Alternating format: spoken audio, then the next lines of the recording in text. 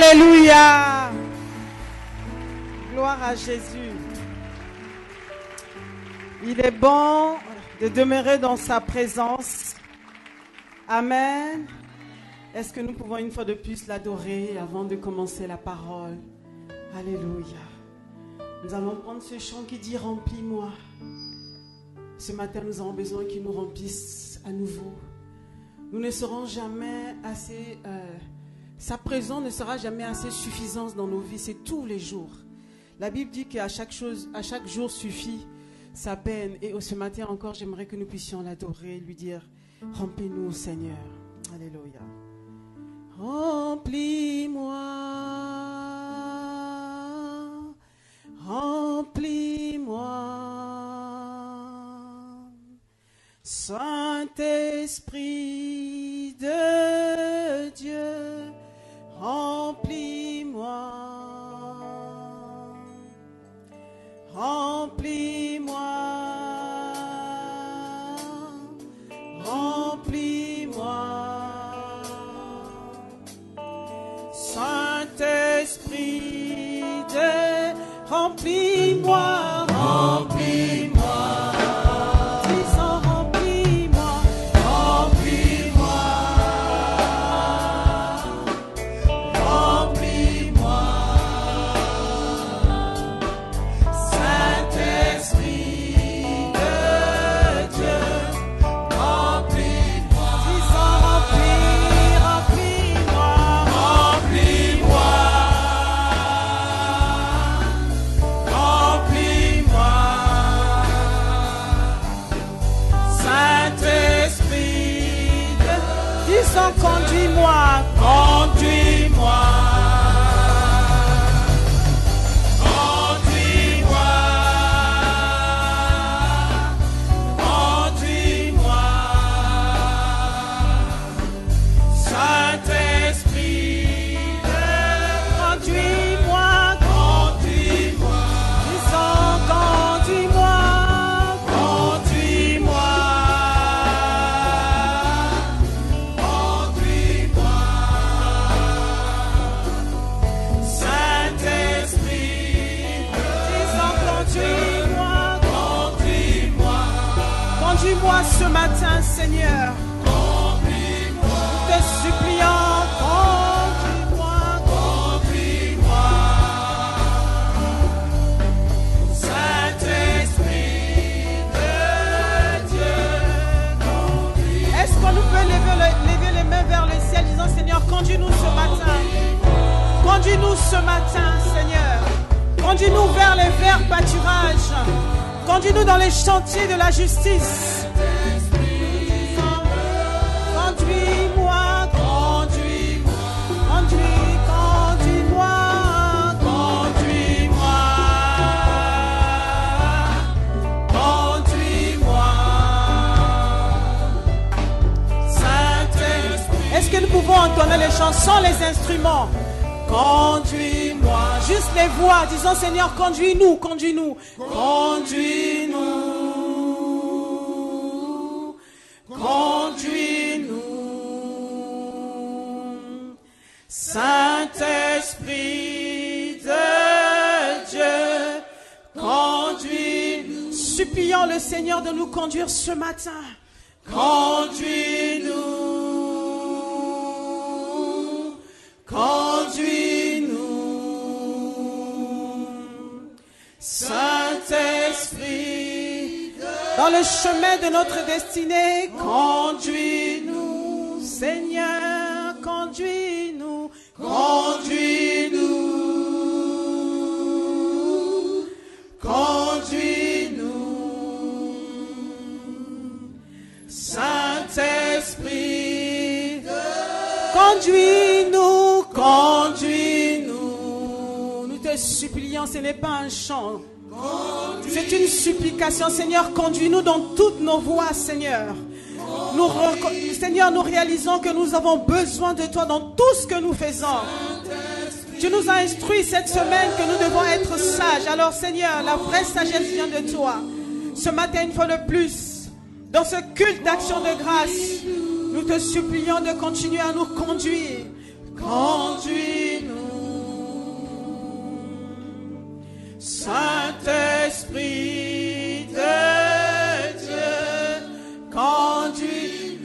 sommes le peuple que tu t'es choisi, Seigneur, que tu as mis à part pour réaliser tes desseins sur cette terre. Mais nous réalisons, sans toi, nous ne sommes rien. Sans toi, nous ne pouvons rien. Nous avons besoin de toi. Nous dépendons de toi. Nous avons faim et soif de ta présence dans nos vies. Alors nous te supplions. Conduis, conduis-nous. Conduis-nous. Seigneur, conduis-nous. Conduis-nous. Saint-Esprit de Dieu, conduis. Nous te disons, conduis-nous, conduis-nous. Nous te supplions, conduis-nous. Ne nous laisse pas tels que nous sommes, Seigneur. Conduis-nous, dirige nos vies, Seigneur. Conduis nos pas tous les jours. Nous voulons marcher comme tu marches, Seigneur. Nous voulons parler comme tu parles. Nous voulons te ressembler. Nous voulons manifester ton caractère, tes attributs. Alors nous crions, conduis-nous, Seigneur. Saint-Esprit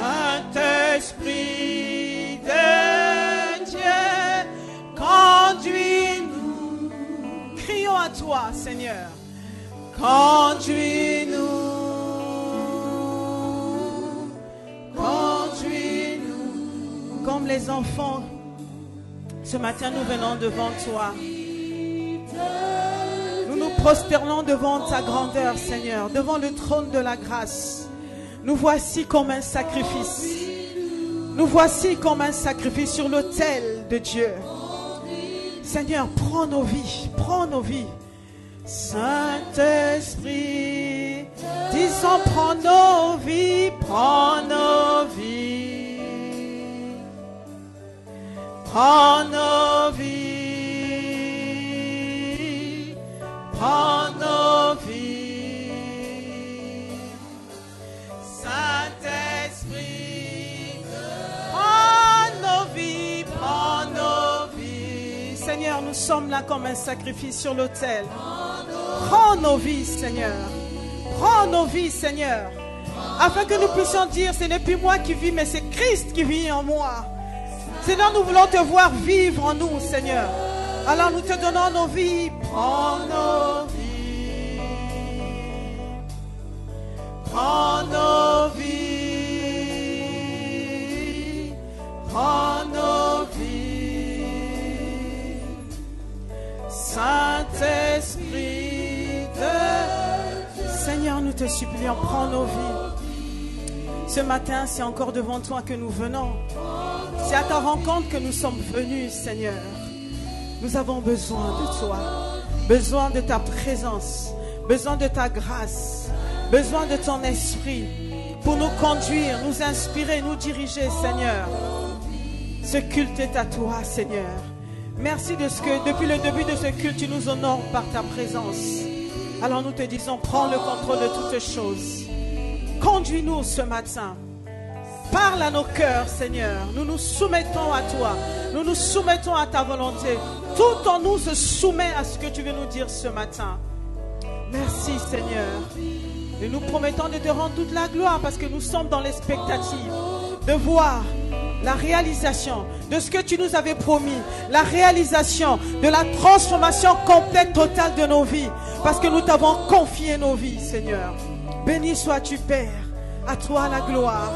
À toi l'honneur, à toi toutes nos acclamations ce matin.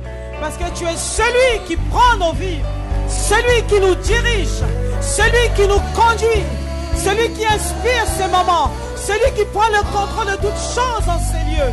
Merci Seigneur, à toi la gloire. Alléluia, est-ce qu'on peut l'acclamer, le Dieu Tout-Puissant? Alléluia. Tu es le bienvenu, Saint-Esprit. Merci Seigneur. Alléluia. Amen. Amen. Amen. Est-ce qu'on peut une fois de plus acclamer le Seigneur pour sa présence? La présence du Saint-Esprit en ces lieux. Amen. Amen. Merci, vous pouvez prendre place pour ceux qui le peuvent.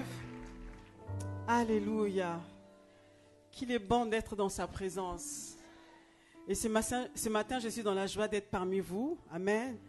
Et J'aimerais vraiment bénir le Seigneur pour le père de la maison, pour notre pasteur que nous aimons tant.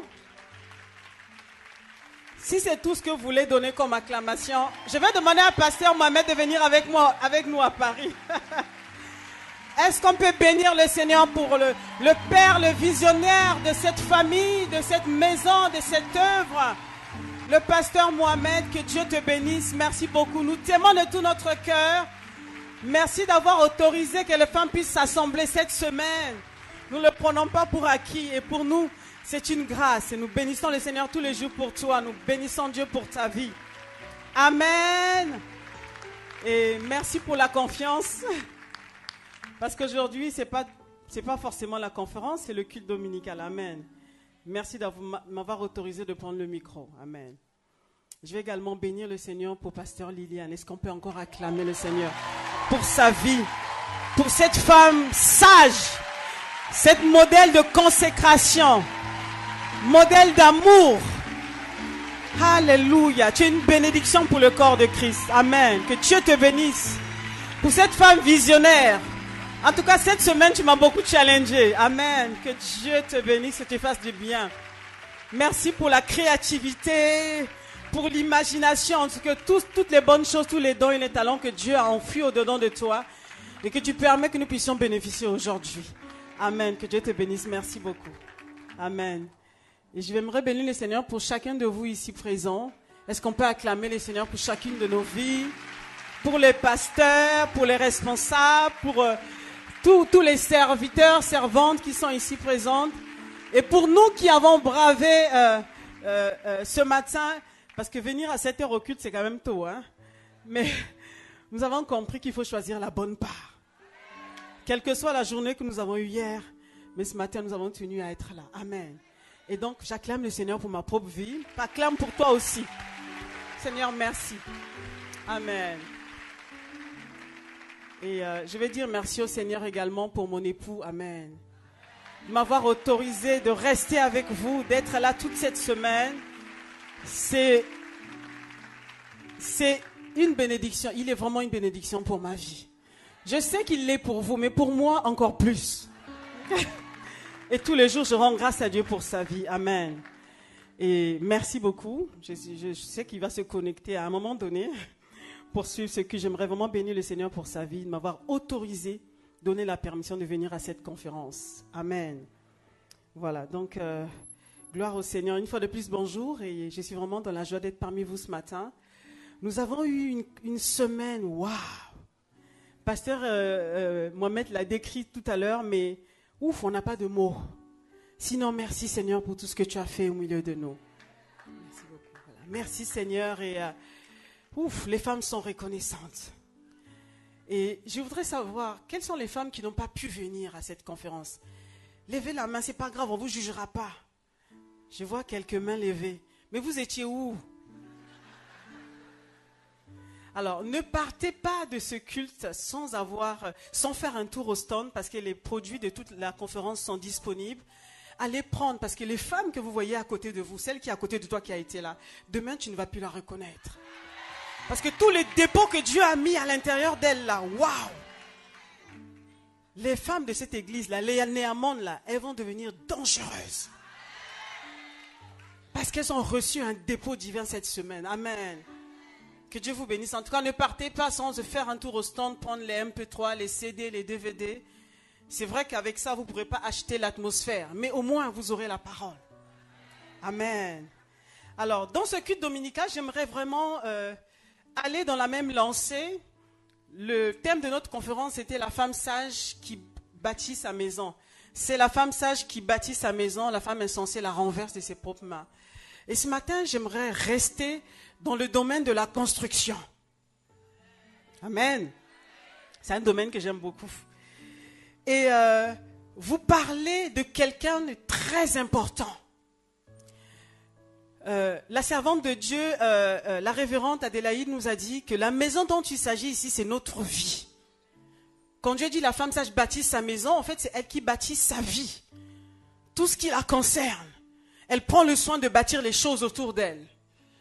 Et dans ce processus où elle doit bâtir quelque chose, il y a une personne clé, une personne incontournable, une personne qui intervient dans le processus de la construction. C'est une personne, en fait, qu'on ne peut pas ignorer ou sur qui on ne peut pas faire l'impasse. Si tu veux que ta maison tienne, tu dois faire appel à cette personne. Amen. Tu dois absolument faire appel à cette personne. Et cette personne, c'est la personne qui peut donner une bonne forme à ta maison. Qui peut donner une forme, une allure, une bonne forme, une forme cohérente, une forme futuriste à ta maison. Une forme qui regarde vers le futur. Cette personne s'appelle l'architecte. Amen. Et ce matin, j'aimerais te parler de cette personne. Le thème de mon message ce matin, c'est « Reconnais l'architecte compétent de ta vie ». Reconnais-le. Si tu ne le connais pas, cherche à le connaître. Mais en tout cas, il faut le reconnaître. Pourquoi ? Parce que cet architecte, quand il prend ta vie, les gens ne vont plus reconnaître ta vie. C'est-à-dire que quand il prend la vie d'un homme, il transforme, il donne les courbes, il donne les formes de manière à susciter la curiosité des hommes. Les gens vont se demander, mais qui a fait ce travail ? Alors comme j'aime beaucoup la construction, lorsque je me balade, quand je vois un bâtiment, un très beau bâtiment, souvent je m'arrête, je regarde, mais je dis, waouh, qui a conçu ce bâtiment ? C'est ce que Dieu veut faire avec ta vie ce matin. Si seulement tu veux le reconnaître. Si tu le reconnais comme celui qui peut donner une forme à ta vie. Alors en ce moment-là, il travaillera dans ta vie. Amen. Alors nous allons aller ensemble. Je vais prendre le passage de Jérémie chapitre 1 verset 5. Jérémie chapitre 1 verset 5. Je vais d'abord le lire dans la version Louis II. Jérémie 1 chapitre verset 5. Avant que je t'eusse formé dans le ventre de ta mère, je te connaissais. Et avant que tu fusses sorti de son sein, je t'avais consacré, je t'avais établi prophète des nations.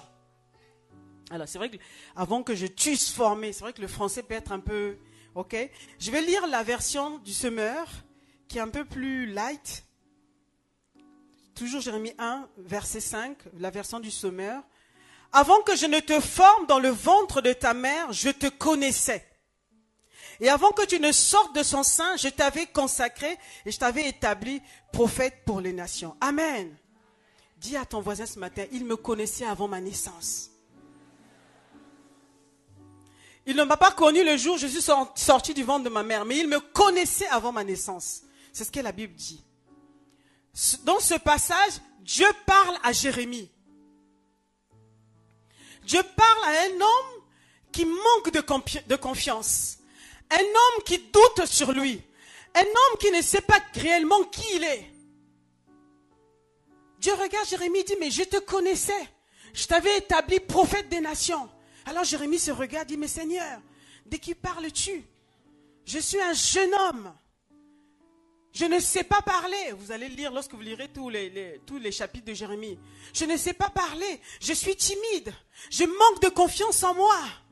Comment peux-tu dire que tu m'as établi prophète? Pour l'instant, je ne sais pas parler. Je doute même sur ce qui je suis réellement. C'est à cet homme que le Seigneur parle. Et dans la suite de l'histoire, vous verrez que Jérémie est véritablement devenu un grand prophète.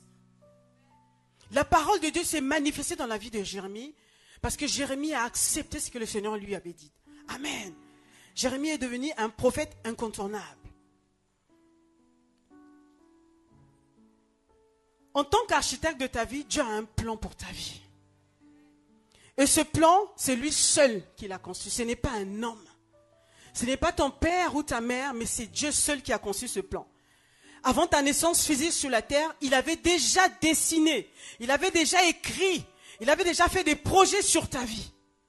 Dans le livre de Jérémie, chapitre 29, verset 11, la Bible nous dit encore, « Car je connais les projets que j'ai formés sur vous, dit l'Éternel, projets de paix et non de malheur, afin de vous donner un avenir et de l'espérance. » Ce sont des versets que nous connaissons. Je connais les projets que j'ai formés sur vous. Ça veut dire que avant même que nous nous soyons manifestés, Dieu avait des projets pour nos vies. Dieu avait un plan bien précis sur chacune de nos vies. Amen. Alors le problème, c'est que nous ne connaissons pas toujours ses projets. Nous ne savons pas toujours, mais à quoi Dieu m'a appelé? À quoi ma vie doit servir? Pourquoi? Parce qu'on a du mal à reconnaître Dieu comme étant un architecte. Parce que quand tu connais un architecte, tu sais que sa capacité, c'est de dessiner des plans, de concevoir un projet. La plupart du temps, nous avons l'image de Dieu comme étant un père. Amen. Et c'est vrai, Dieu est notre père. Amen. Du moins, si nous avons donné notre vie au Seigneur Jésus et nous l'avons accepté comme étant notre sauveur et Seigneur personnel. Amen. Ce jour-là, lorsque nous l'avons fait, la Bible dit que nous sommes devenus enfants de Dieu. Donc la plupart du temps, nous avons l'image de Dieu comme étant notre Père. Mais si tu as uniquement l'image de Dieu comme étant le Père, et tu ne le reconnais pas comme étant un architecte, quand tu sais, dans la maison, quand tu sais que ton Père, c'est ton Père, tu es confiant. Amen. Le Père, c'est la source, c'est celui qui donne la sécurité, c'est celui qui pourvoit à tous nos besoins. Moi, quand j'étais petite à la maison, je croyais à tout ce que mon père disait parce que je savais qu'il pouvait pourvoir à tous mes besoins. Et lorsque j'avais un besoin, je venais devant lui et il me donnait ce que je voulais. Amen. Parce que c'est mon père. C'est la fonction du père. Mais si vous avez un problème de plomberie, comme ça nous est souvent arrivé à la maison, ou un problème de bricolage ou de vélo à réparer, l'enfant, connaissant son père comme étant uniquement le père, qu'est-ce qu'il va faire? Il va dire, papa, il y a une fuite à la maison, appelle un plombier. Papa, on a tel problème, appelle un réparateur ou quelqu'un qui peut bricoler. Ce que je vous dis ici, c'est quelque chose qu'on a vécu à la maison il y a quelques temps, ça fait quand même depuis un moment. Un jour, ma fille avait une sortie avec son école. Et il devait avoir une sortie de VTT. Donc elle est revenue de l'école pour annoncer la nouvelle à son père. Et elle a dit à son père, papa, mon vélo ne marche pas bien, est-ce que tu veux m'acheter un nouveau vélo? Et son père a dit, mais non, le vélo il est assez récent, ça fait pas longtemps qu'on l'a acheté, je n'achète rien. Son père pensait que c'était un caprice. Et un matin, donc le jour de la sortie, ma fille est sortie, elle est allée prendre le vélo. Et moi, comme c'est moi qui les réveille tous, je prépare le petit déjeuner. J'étais dans la cuisine avec les deux petits. Je l'aperçois à l'extérieur en train de bouder, tourner autour de son vélo. Puis ce vélo, il est cassé. Elle commençait à bouder. J'ai dit, Sarah ne va pas bien. Donc je suis sortie, je suis allée vers elle. J'ai dit, mais qu'est-ce qui se passe? Mais papa, il n'est pas gentil. Je lui ai dit de changer mon vélo. Ce matin, j'ai une sortie. Le vélo ne marche pas. J'ai dit, mais qu'est-ce qui ne marche pas dans ton vélo? Mais lorsque je m'assieds dessus, le siège tombe. Je m'assieds, le siège descend. J'ai regardé. J'ai dit, attends-moi ici, attends. Je suis parti dans la buanderie, j'ai pris ma trousse à outils, je suis revenu. J'ai dit, reste à côté de ma fille. J'ai pris le trousseau de clés, vous avez les trousseaux de clés qui ont différentes tailles pour les vélos, pour ceux qui font un peu de bricolage. J'ai soulevé le siège, j'ai commencé à visser. En fait, le problème, c'est que ce n'était pas bien vissé. Donc j'ai vissé. Elle regardait avec ses yeux. J'ai fini. Elle dit, merci maman. Elle a pris le vélo, elle m'a regardé et puis ensuite elle est partie. Vous savez, ce jour-là, en fait, j'ai réalisé, les enfants ne peuvent pas te demander de faire quelque chose quand ils ne sont pas conscients ou bien conscients du fait que toi, tu peux faire la chose. S'ils ne sont pas conscients de ta compétence, ils ne pourront pas te demander de faire cette chose-là. Ma fille était convaincue que ses parents ne savent même pas bricoler. Bon, c'est vrai pour mon mari, il n'aime pas le bricolage. Mais moi, je lui mets de temps en temps. Amen.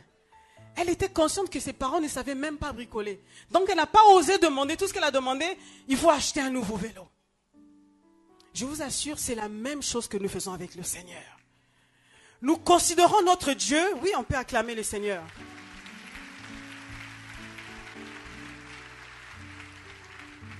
Nous considérons le Seigneur comme notre Père.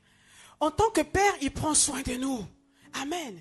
Mais ce que nous oublions, la Bible dit, Dieu n'est pas seulement comme notre Père. Il est plus que ça. Amen. Dieu est plus que ça. La Bible dit que Dieu est également un médecin. Amen. El Rapha est son nom. Donc celui qui guérit. Amen.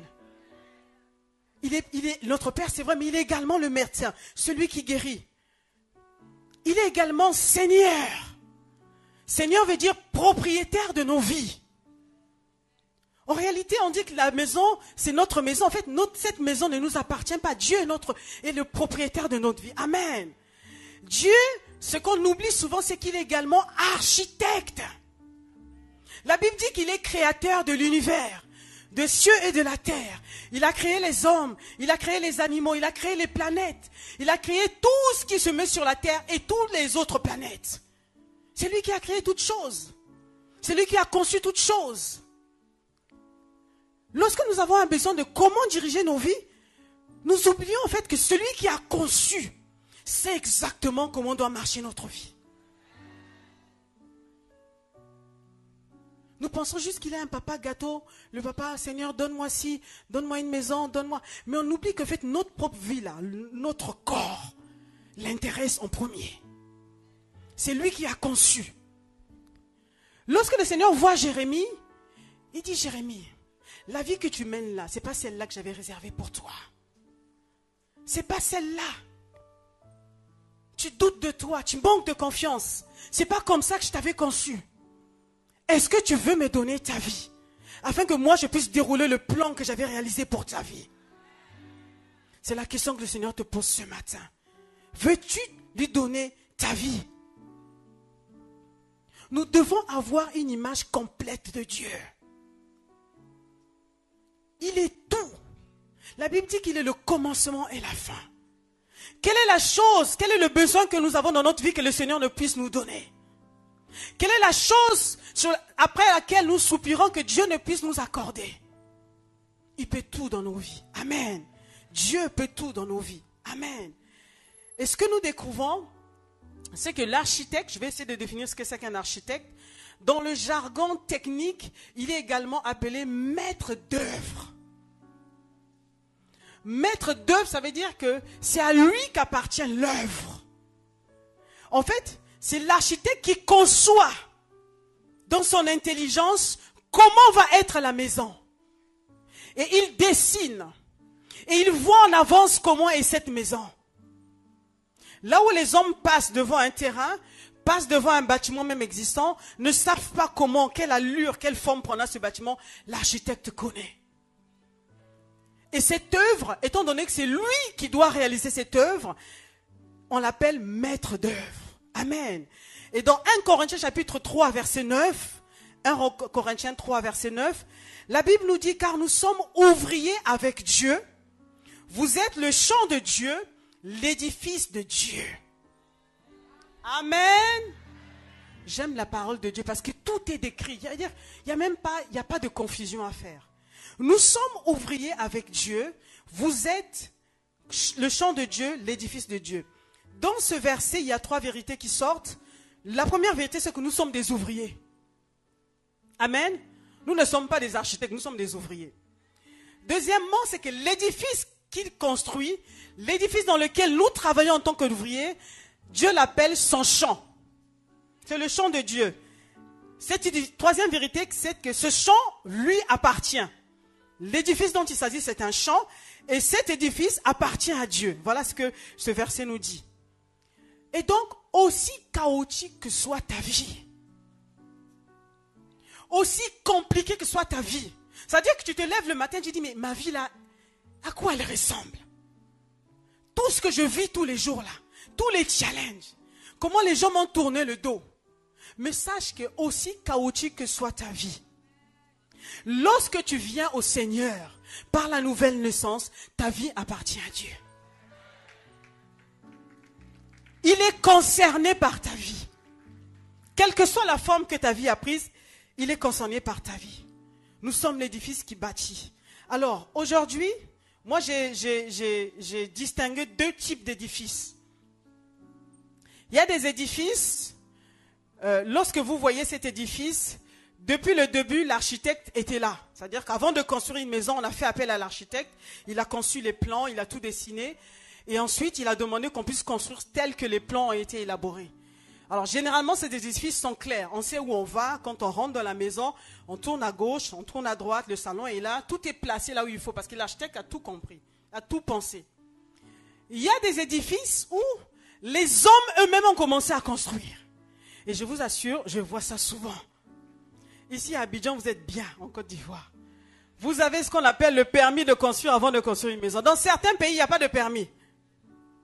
Quelqu'un se lève un bon matin et dit, je vais construire ma maison. Et donc, il commence à construire la maison. Il ne sait pas où il va, mais il dit que je vais construire une maison. Je veux une maison avec 2 chambres. C'est tout ce qu'il sait. J'ai déjà vu une maison comme ça. Il commence à construire, il fait le salon, il fait la chambre. Il dit, à un moment donné, il dit, j'ai oublié les toilettes. Ah bon, ok. Il repart vers le salon, il fait un coin, il met les toilettes. En fait, les toilettes n'ont pas de fenêtre, pas d'aération. Donc, quand vous allez dans les toilettes, tout revient dans le salon. J'ai déjà vu ça, je suis déjà rentré dans une maison comme ça. Et quand vous entrez dans une maison, vous savez qu'il n'y a pas eu d'architecte. On n'a pas consulté un architecte. Et certaines maisons ont commencé comme ça. Et puis, celui qui commençait à construire s'est perdu en cours de chemin. Il ne sait plus quoi faire. Et la maison est restée en l'abandon. Mais quel que soit ton cas, si ta vie ressemble à un chantier sans dessus-dessous, on ne sait même pas où mettre le pied, sache que tu peux faire appel à l'architecte. Amen. Notre architecte, Dieu, c'est un architecte compétent. Il a toutes les compétences. C'est pas un architecte approximatif, c'est un architecte compétent. Et j'ai appris dans le monde que les architectes compétents aiment les projets complexes. Ils aiment les projets où, vous savez, des fois vous allez, il y a des terrains, vous arrivez, c'est donc comme dans un ravin, c'est compliqué. Des fois tu dis, mais comment on va construire une maison d'ici? Un architecte compétent, quand il arrive, il commence à voir déjà la maison monter. Il sait par quoi commencer. Il sait comment il va commencer, peut-être utiliser le sous-sol cabossé pour faire des parkings. Il se projette déjà. Il n'aime pas les œuvres banales, non, il veut les choses compliquées. Si ta vie est compliquée aujourd'hui, sache que tu es candidat à la transformation divine. Dieu veut transformer cette œuvre en un chef-d'œuvre. En un chef-d'œuvre. Notre Dieu aime les causes perdues.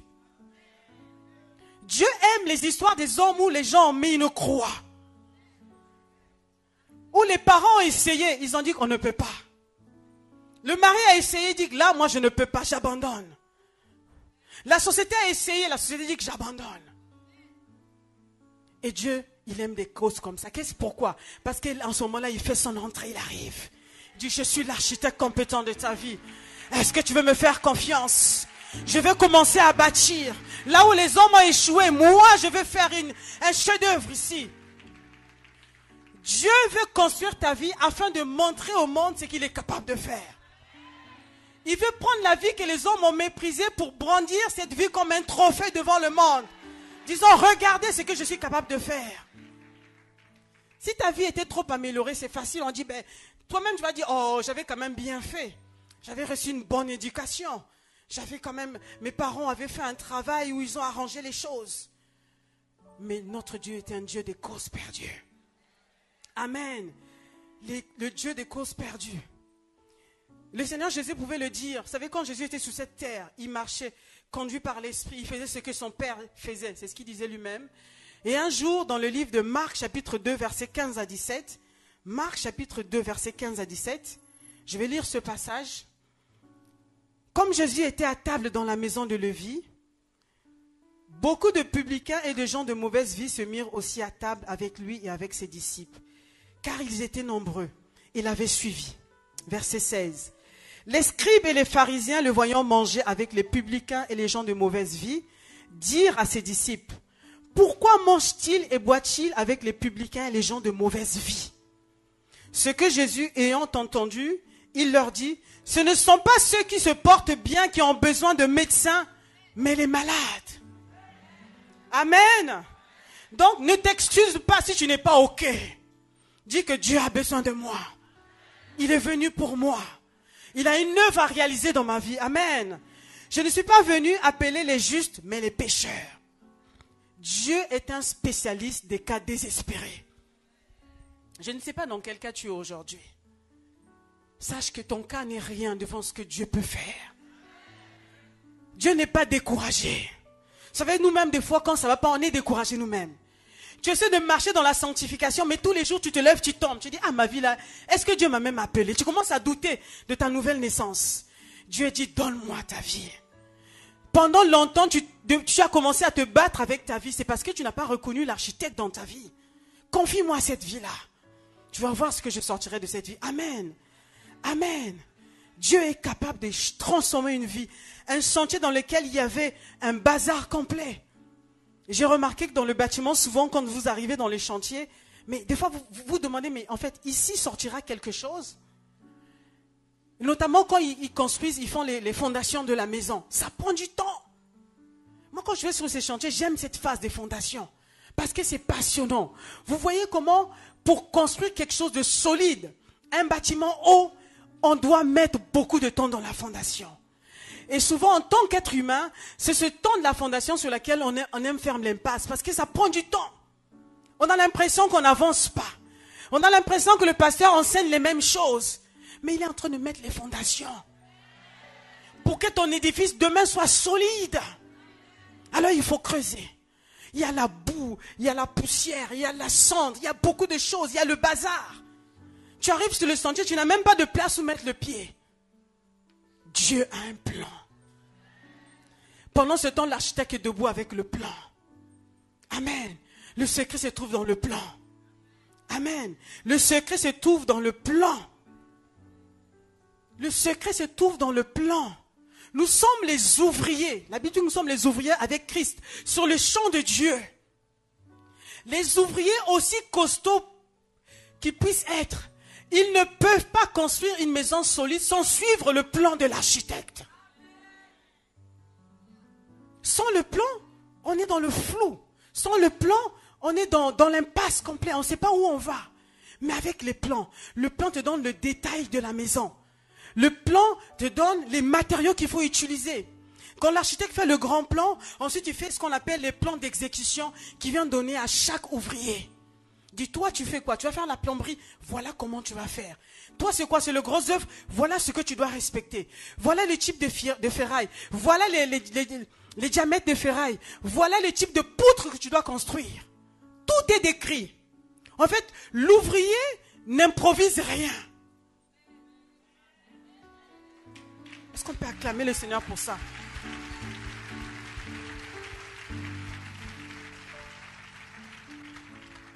N'improvise rien dans ta vie.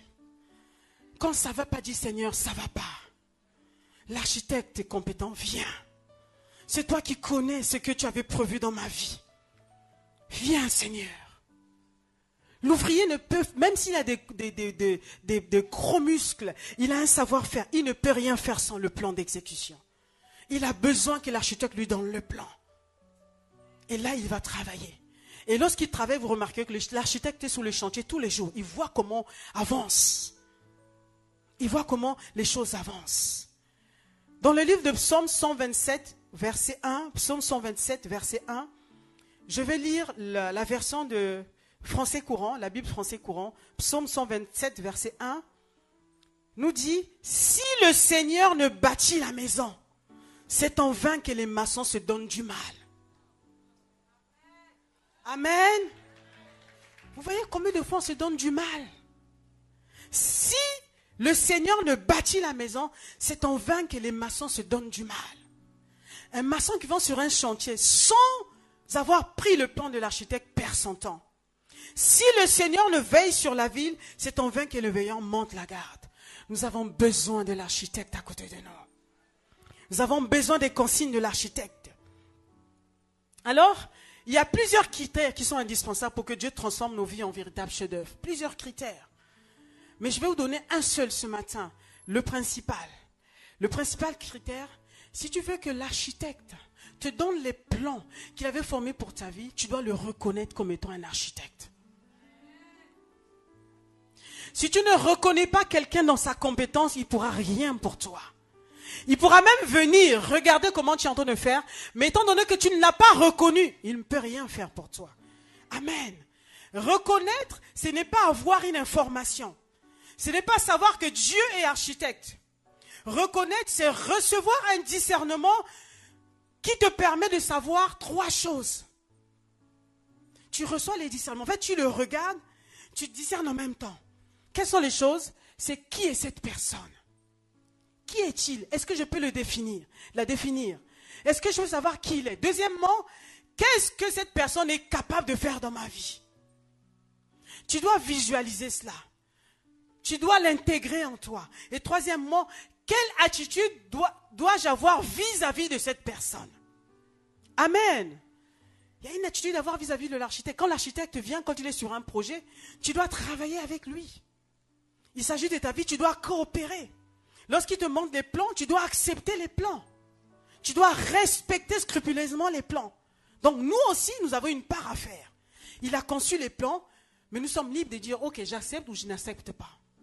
Donc quelle attitude je dois avoir? Donc reconnaître Dieu comme étant le sage architecte, c'est reconnaître que lui seul sait exactement comment notre maison est faite et quel type de fondement ou de fondation doit entrer dans la construction de notre maison. Chacun de nous est unique. Dieu n'a pas un plan pour toutes les vies. Ça n'existe pas. Dieu a un plan particulier pour chacune de nos vies. Le plan que Dieu a pour ma vie ne ressemble à rien au plan qu'il a pour ta vie. C'est pas pareil. Quand il parle à Jérémie, et il dit ce qu'il doit faire à Jérémie, est-ce que tout le monde est prophète des nations? Non. Jérémie, dans son cas, c'est que Dieu l'avait appelé en tant que prophète. En tant que prophète, ça veut dire en tant que porte-parole de Dieu. Il devait prononcer les oracles du Seigneur. Il devait parler de la part du Seigneur, parler de la part du roi. Et pourtant, quand tu regardais sa vie, il dit, mais je ne sais pas parler. C'est vrai que Jérémie ne savait pas parler. Il ne l'a pas inventé. Mais Dieu avait un plan pour sa vie. Dieu a un plan pour ta vie. Dieu a un plan pour ta vie. Dieu sait exactement comment il t'a conçu. Il sait exactement comment tu dois marcher. Il sait exactement quelle est ta destinée.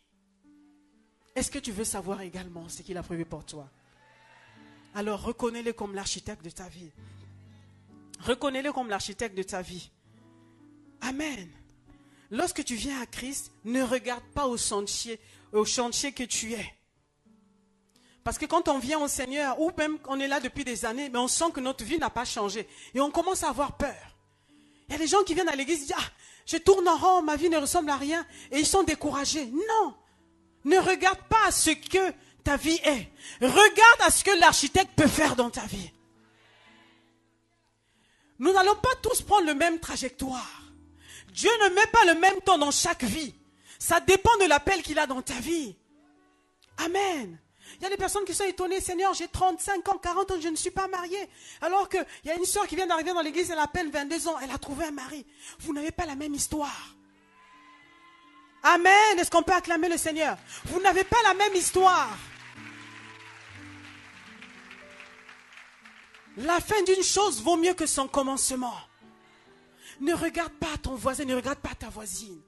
Regarde à lui, fais confiance à l'architecte.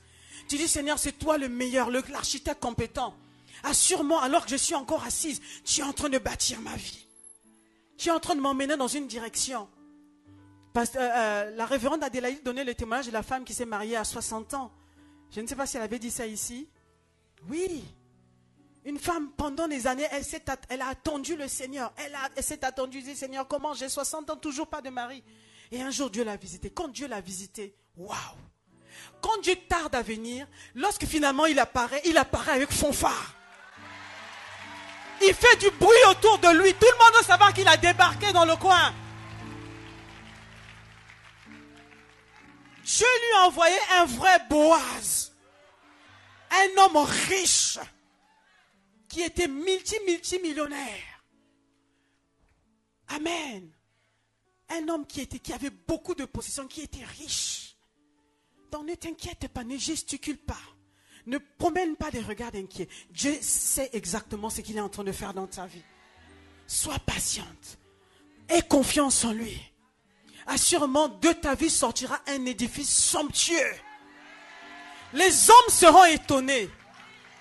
Ceux qui se moquaient de toi hier auront honte. Alors, ceux qui ont un peu de discernement pourront venir avec toi acclamer Dieu pour ta vie. Parce qu'ils sauront alors qu'ils t'acclament, eux aussi peut-être vont bénéficier de quelque chose de ta vie. Amen. Ne te décourage pas.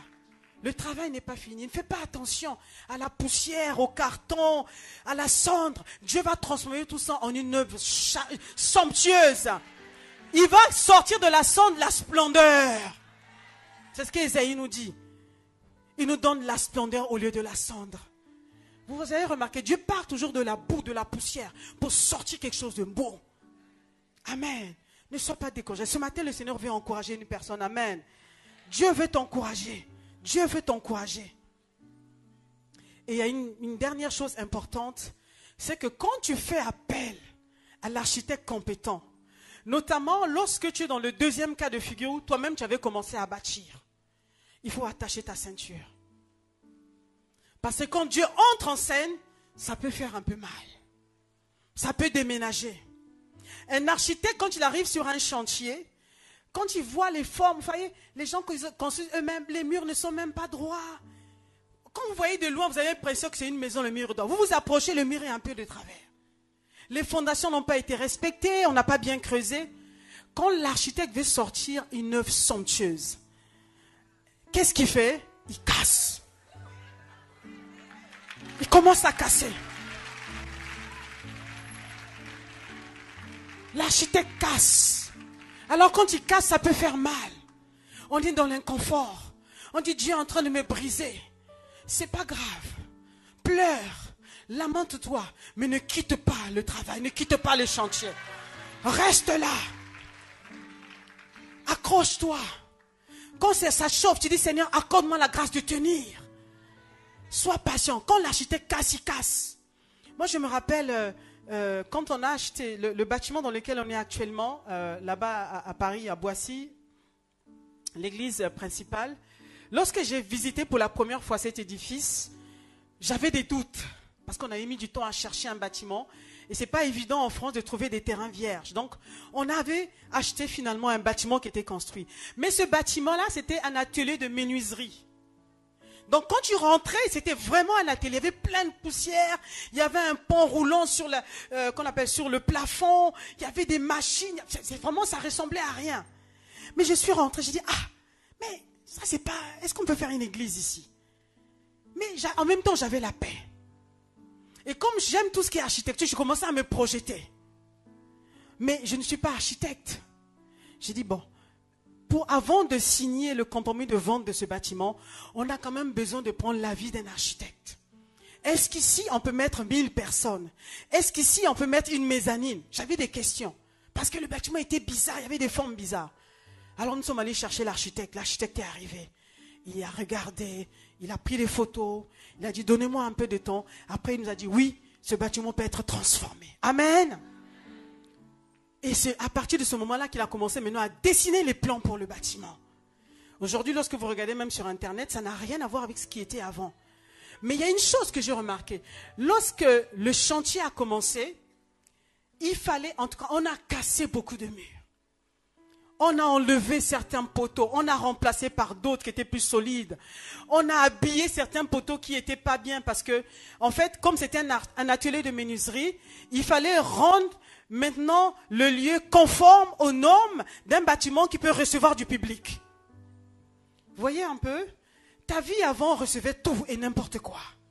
Mais Dieu veut changer la destination de ta vie. Il va tout balayer. Il doit tout enlever. Il y a des choses inutiles. Même un pan de mur, tu pensais que c'était ok. Ça se trouve que c'était joli. Il dit non, ça sert à rien. Pour la destination que je veux donner à ta vie, ça, il faut casser. Tu vas voir que les gens autour de toi vont commencer à t'abandonner. Les gens que tu appelais les bons amis, les bonnes copines vont dire, toi là tu es devenu bizarre, bon on te laisse. C'est pas grave, c'est Dieu qui est en train de casser. Dieu est en train d'enlever tout ce qui est inutile, tout ce qui peut t'empêcher d'aller de l'avant. Il enlève tout ça. Il fait le ménage. Accepte, agrippe-toi Seigneur. Dis Seigneur, accorde-moi la grâce de tenir. Agrippe-toi, amen. Agrippe-toi parce qu'il va sortir de cette œuvre un chef-d'œuvre. Un chef-d'œuvre. Un chef-d'œuvre. Amen, il va casser. Pour bâtir, Dieu est obligé de casser. Pour enlever tout ce qui est inutile. Casser la mentalité passée. Casser la conception que tu avais de la vie. Casser la culture du monde que tu avais emmagasinée en toi. Dieu est obligé de faire les nettoyages. Parce qu'il y a un nouvel occupant qui va arriver. Il y a un nouveau occupant qui doit prendre place. Ta maison doit changer de destination. Le nouvel occupant, c'est le Saint-Esprit. Amen. Et le Saint-Esprit, quand il vient, il faut lui laisser toute la place. Il ne doit pas avoir dans ta vie une chambre dans laquelle le Saint-Esprit ne puisse entrer. C'est pour ça qu'il faut tout nettoyer, tout enlever. Alors ce matin, j'aimerais vraiment te dire une chose. Depuis des années, tu t'es battu. Depuis des années, tu as essayé à maintes reprises de faire les choses, de faire les affaires, de fonder ton foyer, de donner une éducation à tes enfants selon l'éducation que toi tu avais reçue. Et tu as vu que ça a échoué.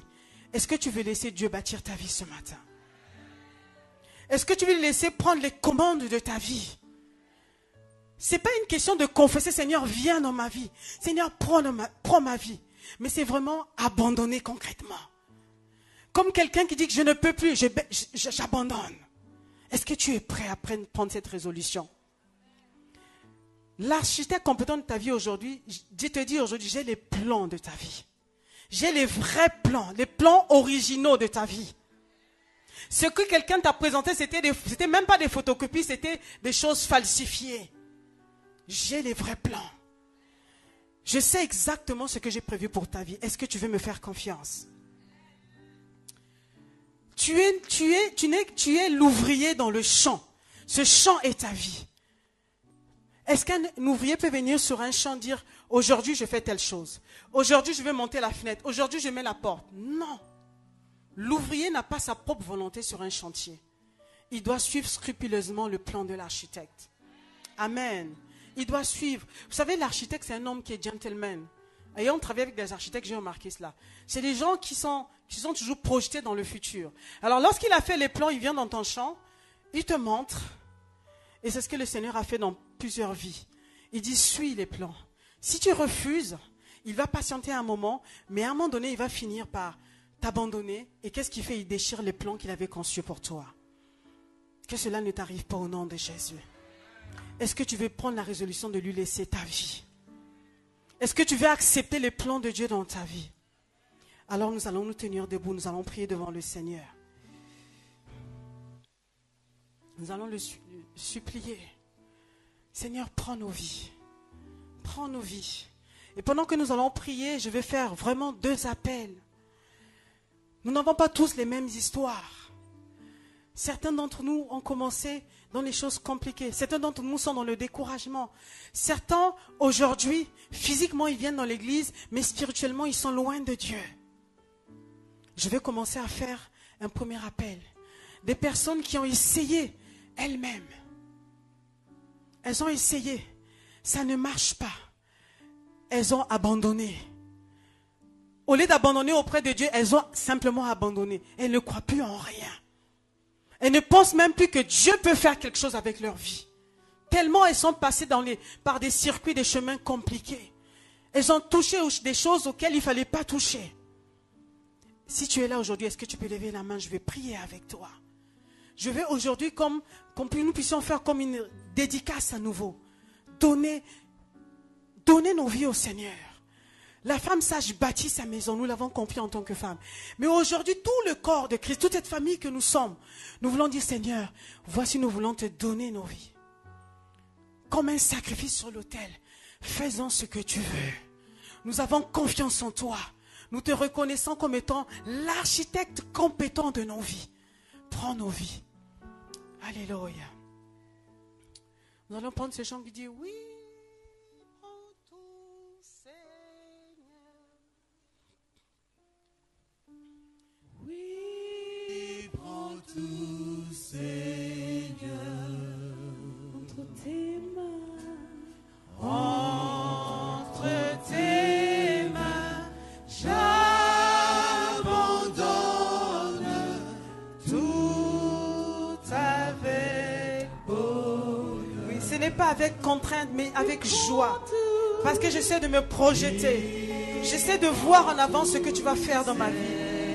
Est-ce qu'en signe d'abandon, on peut lever les mains vers le ciel? Du Seigneur, prends tout. Oui, prends tout, Seigneur. Entre tes mains. Entre tes mains,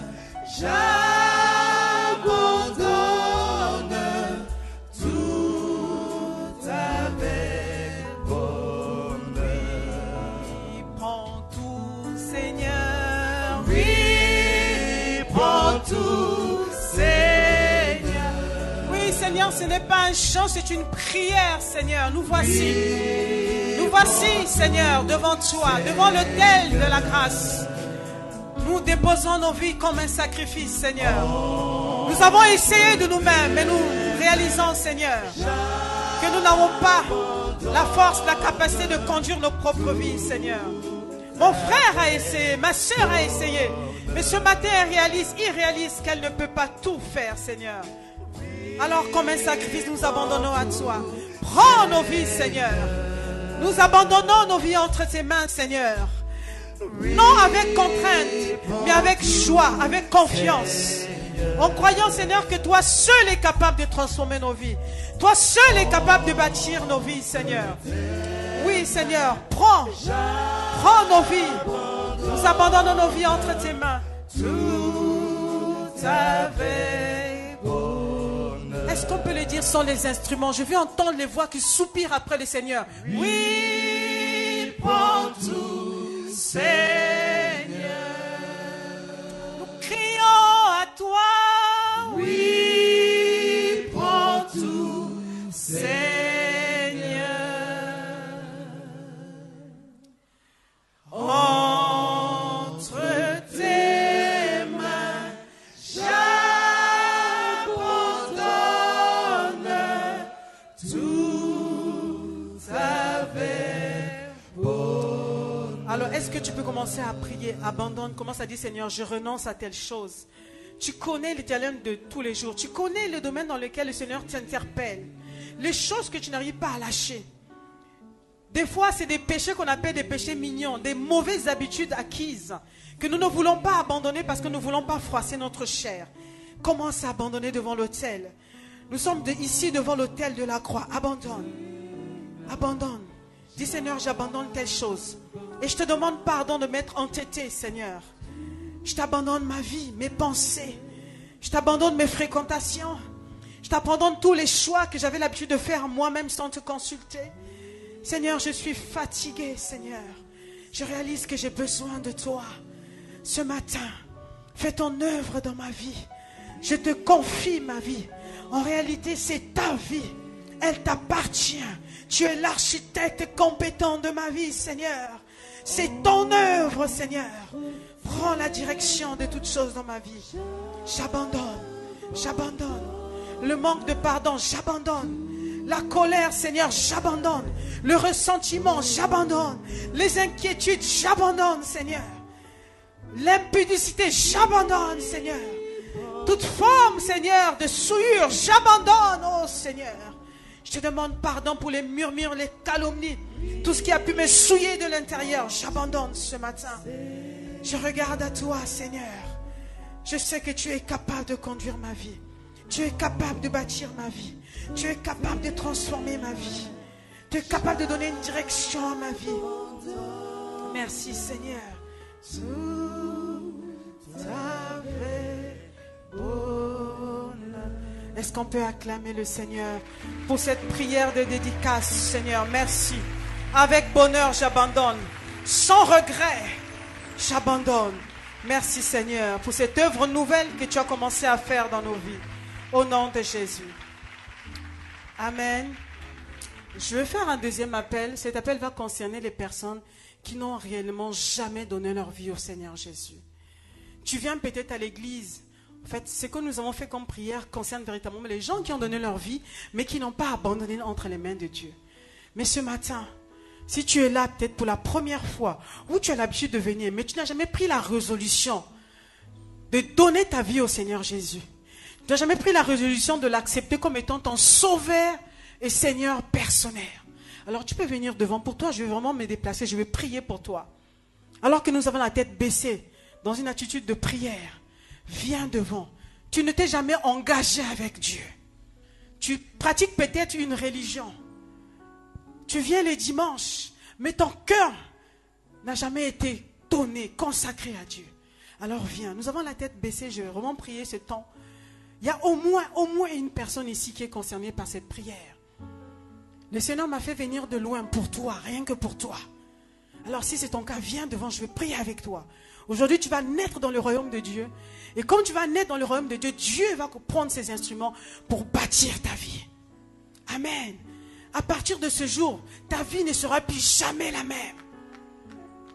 Tu seras appelé citoyen du royaume de Dieu. Quand Dieu va regarder ta vie, il sera préoccupé par ta vie. Tu deviendras son enfant. Il sera ton père, mais en même temps, comme nous l'avons appris aujourd'hui, également l'architecte de ta vie. Il veut changer ta vie. Il veut transformer ta vie. Oh, certainement dans les lieux secrets, il y a des jours où tu pleures, tu dis, Seigneur, mais à quoi sert cette vie? Qu'est-ce que je suis venu faire sur cette terre? J'ai essayé différents types de religions. J'ai essayé différents types de pratiques, mais je n'ai toujours pas la paix. Aujourd'hui, si je meurs, je ne sais pas où j'irai. Alors le Seigneur t'invite, viens, nous allons prier ensemble. Dieu veut t'accueillir dans son royaume. Et il veut transformer ta vie, faire de toi un chef-d'œuvre. Une œuvre que les hommes demain vont acclamer. Une œuvre que demain les hommes seront dans l'étonnement de voir ce que Dieu a fait de ta vie. Alléluia. Alors vous qui êtes venus ici, merci d'avoir fait ce choix. Maintenant je vais prier avec vous. Vous allez répéter après moi. Vraiment à haute voix. Si vous voulez lever les mains vers le ciel, vous êtes devant le Seigneur. Vous n'êtes pas devant moi. Moi je ne suis qu'une femme. Je ne suis rien du tout. Mais le Saint-Esprit qui habite en moi veut vous conduire dans cette prière. Parce que c'est lui qui veut vous recevoir dans le royaume de Dieu. Amen. Alors dites avec moi, Seigneur Jésus, j'ai entendu ta parole. Seigneur, je réalise que j'ai besoin de toi. Pendant longtemps, j'ai marché loin de toi. J'ai peut-être pratiqué une religion, mais je ne te connaissais pas personnellement. Alors aujourd'hui, je t'invite, Seigneur, viens dans ma vie. Je t'en supplie, Seigneur, viens dans ma vie. Comme Bartimée ce jour-là dans les rues, criait à haute voix, viens Seigneur, viens habiter en moi. Je crie à toi aujourd'hui, viens dans ma vie. Change ma vie, transforme ma vie.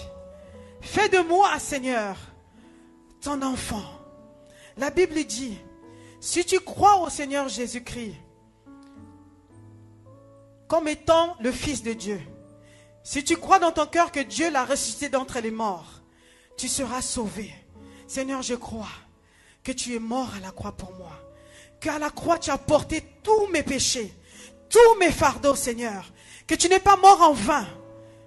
Tu es mort, Seigneur, pour me donner la vie. Merci de ce que aujourd'hui tu me donnes la vie.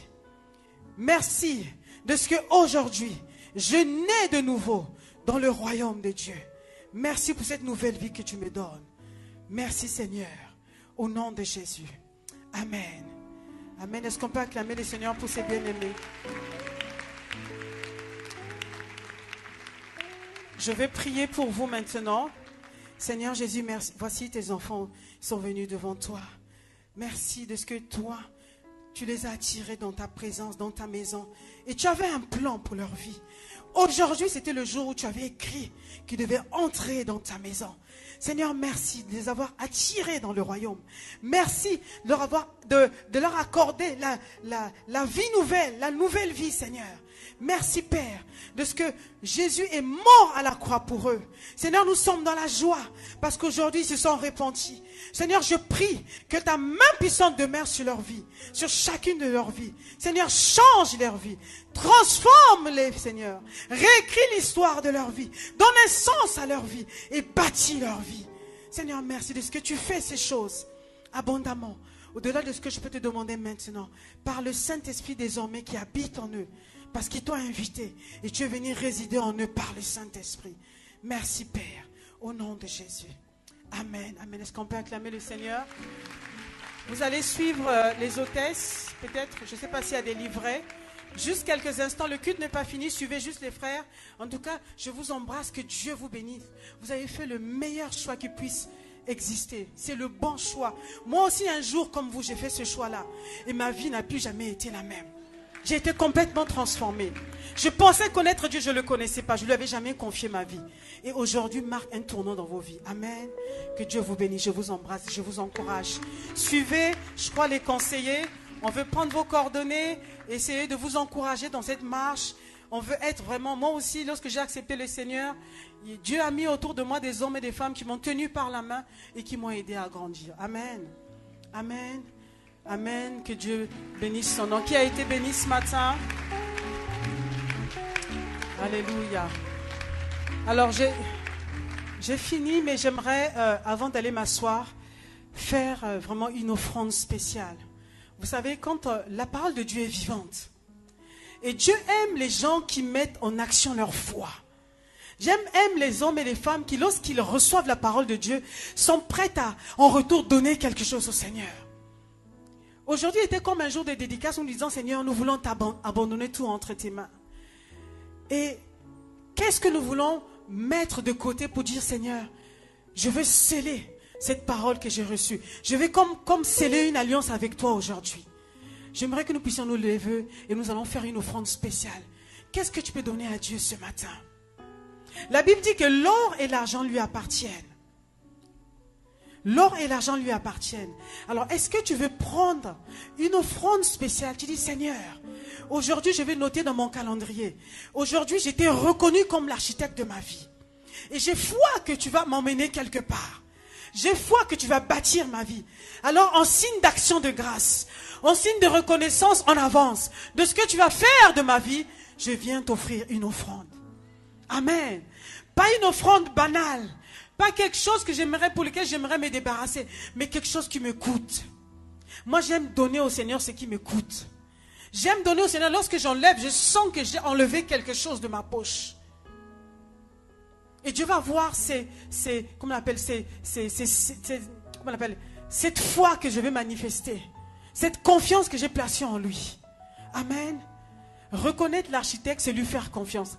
Est-ce que ce matin, tu veux lui faire confiance dans le domaine des finances? Alors donne-lui quelque chose qui te coûte.